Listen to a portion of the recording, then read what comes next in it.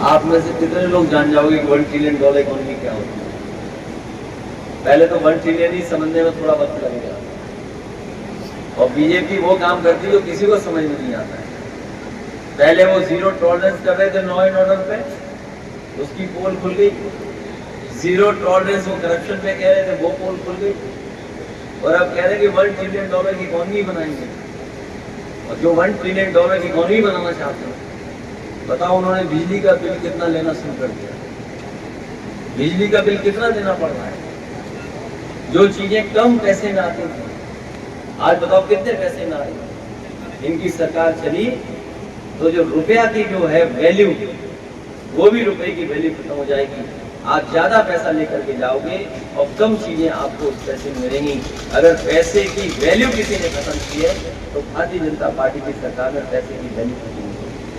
आप हजारों रुपए रखेंगे लेकिन आपको कुछ मिलेगा। जानवरों की समस्या का समाधान करते हैं, समाधान तो किया नहीं, लेकिन किसानों को अपने खेतों पे तार लगाने पड़ गए हैं। और आज भी किसान अपने खेतों पे तार लगाए बैठा हुआ है। जो सुविधाएं किसानों को मिलनी चाहिए थी आय दोगुनी के, वो लेकर के, अगर खाद और डीएपी लेने गए हो तो हालत क्या है बता दो आप। कहीं डीएपी हो तो बता दो। और डीएपी को लेकर के लंबी लंबी लाइनें लगी हैं। चित्रकूट जैसी जगह पर जो सबसे गरीब इलाका है, उसमें किसान को आत्महत्या करनी पड़ गई क्योंकि डीएपी नहीं मिली। कई जगह से खबरें आ रही है कि लाइन में लग करके जो खड़े हैं किसान, उन्हें मारपीट करना पड़ रहा है। और ये स्थिति इसलिए पैदा हुई है कि एक तो भारतीय जनता पार्टी ने व्यवस्था नहीं की है, और दूसरी स्थिति इसलिए पैदा हुई है कि भारतीय जनता पार्टी के जो छोटे छोटे कार्यकर्ता हैं, जो उनके नेता हैं, जो इस सरकार में 7 साल से पैसा नहीं कमा पाए, वो अब लग गए हैं डीएपी की दुकान पर समितियों में कि पैसा यहीं से कमा लो, अब कोई रास्ता नहीं बचा, यहीं से दलाली कर लो। और इसका परिणाम यह है कि आज हमारे किसान को जब सबसे ज्यादा जरूरत है डीएपी की, तो उपलब्ध नहीं हो पाती। किसान की आय दोगुनी कहाँ हो गई, कहीं किसी के हिसाब या किसानों के लिए सुविधाएं होंगी, उतना ही हमारा देश तरक्की करेगा और अर्थव्यवस्था बेहतर होगी। यही एक्सप्रेस वे के किनारे हम लोग मंडी बना रहे थे, और मंडियां इसलिए बना रहे थे जिससे हमारे किसानों को और गरीबों को वहां भाव दे सके, उनको सुविधा मिल सके। लेकिन जैसी समाजवादी सरकार गई, आप जानते होंगे जितनी मंडियों का काम हुआ था उतना ही मंडी बनी है, उसके आगे मंडी नहीं बन पाई। और जो मंडी की व्यवस्था है, वो भी मंडी की व्यवस्था इन्होंने खत्म करने का काम किया। आज मंडी की स्थिति सबसे खराब हो गई, तो मंडी बर्बाद कर दी। जो सड़क बनाई वो सड़क चल रही है, वो तो अच्छी हम लोग बना ले गए। जो सड़कें अच्छी बनाई वो तो चल रही हैं, लेकिन बीजेपी की बनाई हुई सड़कें नहीं चल रही। ये एक्सप्रेस वे और इससे आगे जो लोग गए होंगे उन्होंने देखा होगा सड़क कैसी है। बुंदेलखंड में जो चले होंगे वो जानते होंगे सड़क कैसी है। पूर्वांचल वाली देखी होगी सड़क, वो जानते होंगे कैसी सड़क बनी है। हालांकि एक बार मैंने मजाक में कहा कि कभी कभी ठेकेदारों को देखने से पता लगता है कि इनका ठेका कितना बड़ा है, इनको ठेका कितना बड़ा मिला होगा। अगर कोई नई मोटरसाइकिल ले आए तो समझ लो कहीं ना कहीं ठेका पा लिया होगा, छोटा ठेका पाया होगा। बड़ी गाड़ी ले आए तो बड़ा ठेका पा गया होगा। आज के हिसाब से जो बड़ी गाड़ी आ रही है तो इसका ना और बड़ा ठेका पा गया होगा। लेकिन कमाल तो बीजेपी के ठेकेदार का है कि जो ठेका पाया उसके बाद ऐसी चीज ले आया वो जो सड़क पर नहीं चलती, वो हवा नहीं चलती।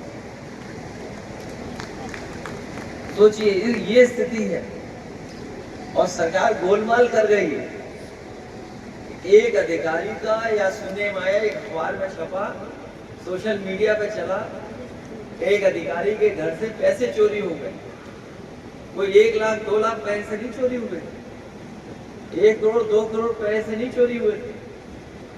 सुनने में आ रहा है कि 30 या 50 करोड़ से ज्यादा पैसे चले गए। और अगर 30 करोड़ से 50 करोड़ से ज्यादा की खबर है अखबारों में या सोशल मीडिया पे, तो सोचो कैसे लेके क्या होगा। उसे कम से कम कई छोटे हाथी लगाने पड़े होंगे तब पैसा ले आ पाया होगा, क्योंकि जेब में नहीं रखते, बैग में नहीं रखा होगा।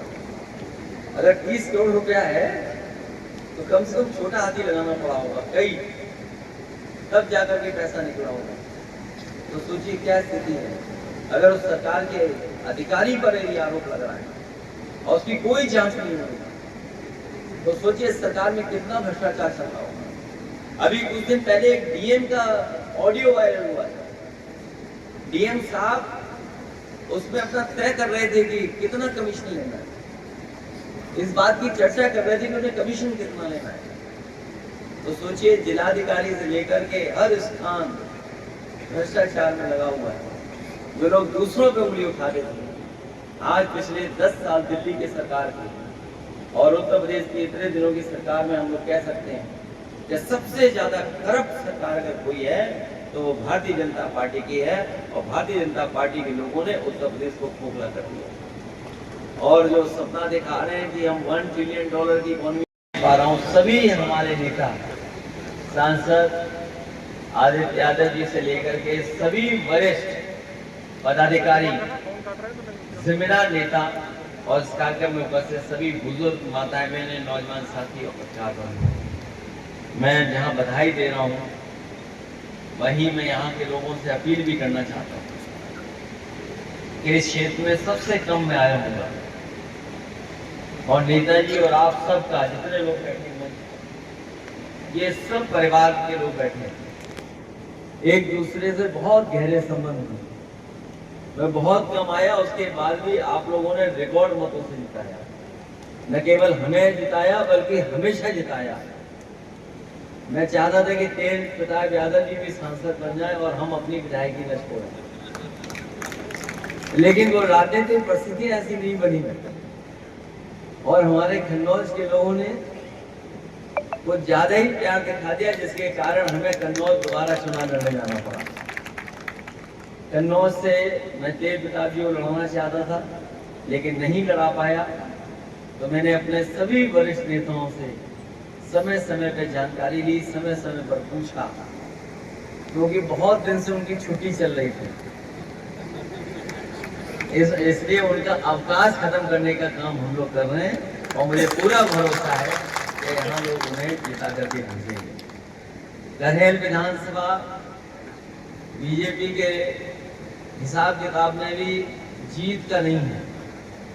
वो जानते हैं कि करहेल से नहीं जीतेंगे, वो ये भी जानते थे कि अयोध्या से नहीं जीतेंगे। इसीलिए आपने देखा जहां 10 विधानसभाओं का चुनाव होना था, एक विधानसभा का चुनाव नहीं हो पा रहा है, 9 विधानसभाओं का चुनाव हो रहा है।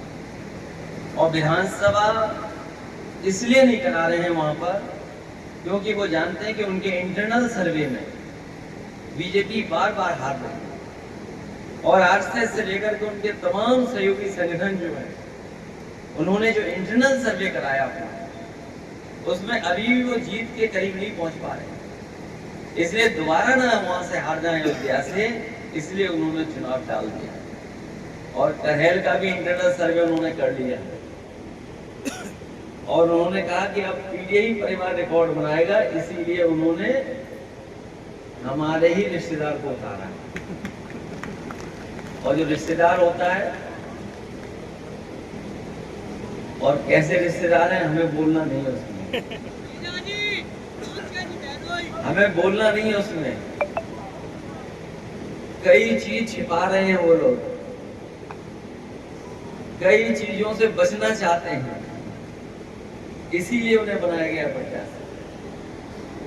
इसलिए मैं करहेल के लोगों से कहना चाहता हूं कि इतने वोटों से हराना, इतने वोटों से हराना कि वो दोबारा कभी सोचे नहीं चुनाव लड़ने के लिए। जहां तक प्रदेश की राजनीति का सवाल है, अब सरकार के पास उतना समय नहीं बचा है जितना आज से कुछ समय पहले उनका समय था। अगर हम गिनती करेंगे अब उन पर समय नहीं बचा है।